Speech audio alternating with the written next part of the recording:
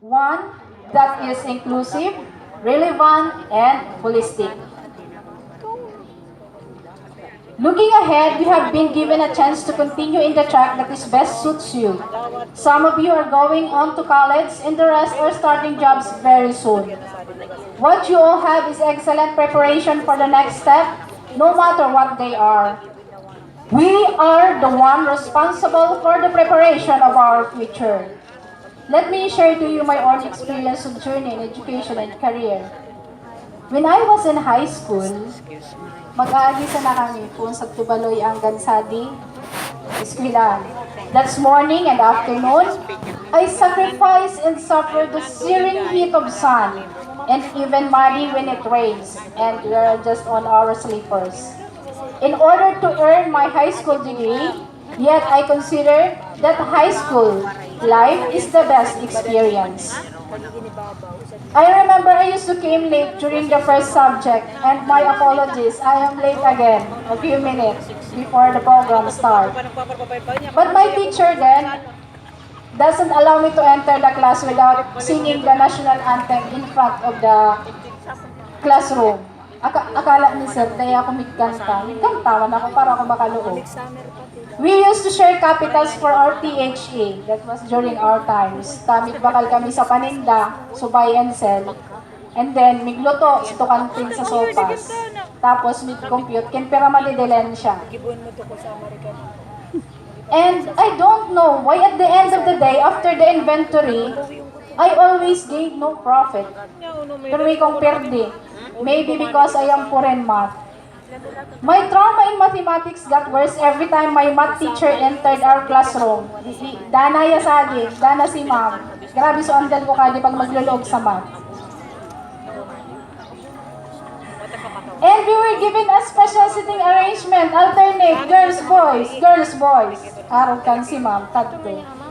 And my hands then began to shake. Naglulog po sa naisip, nagkukubog na sa kamot ko, nang murawad to. My feet, takot pa ako na maluya ako sa mat. My feet felt so cold even without her calling me to recite or answer and solve on the board. Lalo naging pauyon ako ni ma'am. Talagang nag-aarog-arog na ako kadi, umurong na ako kadi, ungakan ako. Who among you loves math? Kasi ako, I really hate math. The only consolation then was the sitting arrangement where I was seated beside my crush. Yay! So siguro kaya nagbukubog-kubog sa tel ko sa nag-agno sa kamot ko ta. Bigtakin na kami ni crush tapos bigabot pa si ma'am inay ko. It was also during my high school days when I am very impulsive in making decisions, rebellious so to speak. I made some wrong actions amounting to almost losing my path towards my dream career and diploma. But failures lead to success is what often happens in our lives.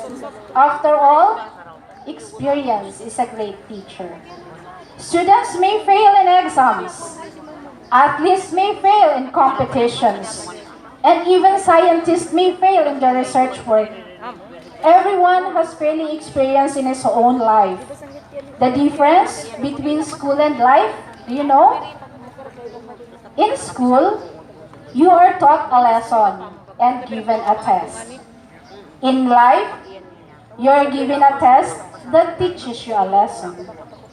I read an article and I quote, "You can't connect the dots looking forward.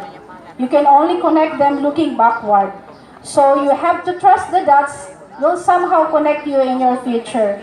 Because believing that the dots will connect down the road will give you the confidence to follow your heart, even when it leads you off to a well-worn path. And that will make all the difference. You are the new wave in vast ocean of possibilities. Nevertheless, it is how we make our mindset, because it is very relevant to reaching your dreams in life with regards in educational development and intellectual growth of an individual. It is how you set all your dreams in life. I believe that success is not a matter of chance, but a matter of choice. Dreams are mere dreams if we will not strive to reach them. Each one of us has a dream to come true.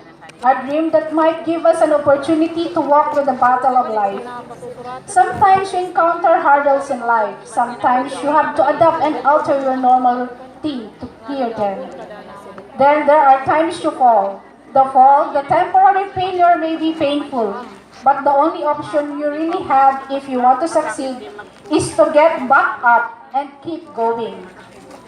Picking yourselves up from disappointment and perseverance.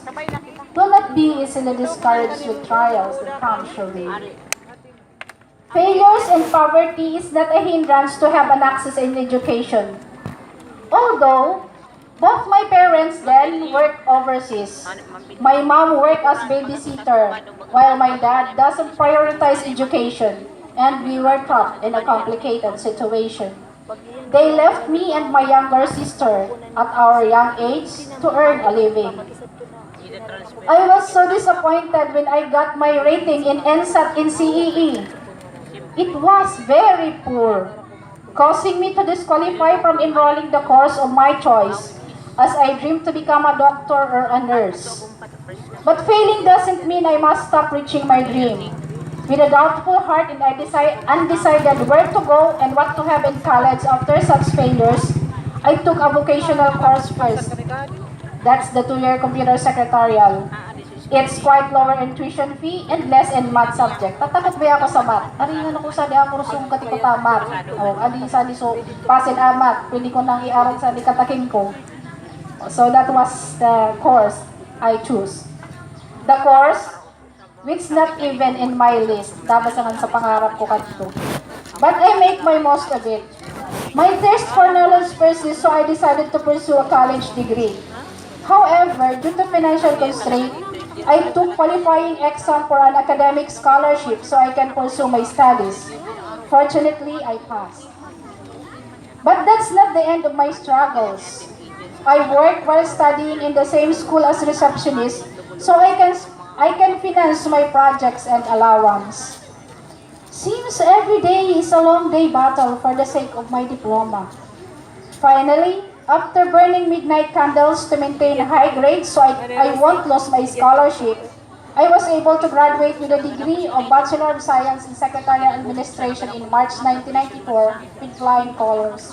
And yet again, of course, not what I dreamed. Kaya lang, amo sunod to so available and amo to attainable. Ta, bara-bara to sa tuition, saka gatikot na naman sa math. It was not easy when I applied for a job in Cavite, where stiff competition in job hunting is on. I was able to experience discrimination from company, where they prioritize to hire graduates of reputable schools. So maybe you know this. Sa Cavite, priority ko pinag-applyan kong trabaho so graduate sa UP, LaSalle, Ateneo, UST, and others. But it was a challenge for me. At akasasalit ko na, buko pa akong pretty full. Di pa uno nang ako kalimahan. Buko pa akong graduate sa sinasabi nilang school. But I still have the guts to submit my resume. Sabi ko dun sa gwardiya pasanayan na, masakit matulog sa mag-screening. Ay ngayon ma'am, so mga graduate niya sa araw ka niya mo ako. Sabi ko, please submit it to the HR if they will consider better. Tapos sinabihan ako sa pagbalik na yun, sinablit man na yun. Inunat ko talaga tabaka ibutang sa trash can. Inunat ko pagbalik, ano po nga ako, sabi ko HR, tatawag na lang. Pero sabi, pero may man ngaya sa amin, magsabi, tatawag na lang. Ay sige, tawag na sana. Tinagulat ako. Fortunately, nagbawi man. Luckily, I was hard. And proved that it's not about what school you belong, but the skill and knowledge you have. Eventually, I was promoted there as the head of an import and export department. When my family decided to finally settle here in Bicol, I worked as secretary in CSPC Guidance Office. Later applied in Department of Justice as stenographer. So nag-apply ako sa to. This job has unlimited applicants because it requires skill in shorthand writing. Kung anibaga, dati amo man ako kursong sekretarial. Ngayon, amo na palang so hinahire, di napakinabangan ko na. All told, who would know that those courses, the 2-year computer secretarial and the Bachelor of Secretarial Administration, not my bet, not my choice, and not in my list will be my ticket to land a permanent job in the government. 2 years after I was hired, I was promoted. We have to be positive even when life is tough. It does, or even if life doesn't happen the way we want it. Because in the end, you will realize that everything happens for a reason. Sabi nga ni Lola ni Dora, kayayada sa tamang panahon. Remember that the strongest steel is made in the hottest fires. We are made stronger by our challenges. Education is our weapon to fight against ignorance, poverty, and discrimination. It would give us more definite way to where we are going and enlighten us towards more accurate decision. The roots of education are bitter, but the fruit is sweet. Success, however, is not measured by the position one has reached in life, rather by the obstacles one overcomes while trying to succeed. The simplest promise are life without limits. Follow your dream and work hard and you will succeed. A grade is just a number. It is only a circumstantial evidence of what you have learned. A true measure of what you've learned is its application towards serving the country. Adi na ako last page. Madali na. I would like to take this opportunity to acknowledge the unselfish effort and support of my former teachers. Nababayad ko pa man sa atin. Ma'am. And for their great contribution in my career and satisfying my thirst for knowledge and wisdom. One of those who made me really cry is Ma'am Angie. I requested her for a removal exam. Mat na naman. Tama tatanggal ako sa do honor. Amo na sana nakakukuha. Magpatok-kinta na ako. Ma, may raki ka na ako. Dawa nag-irak-irak sa nang puro balikot sa. Tawin ako sa removal. So that was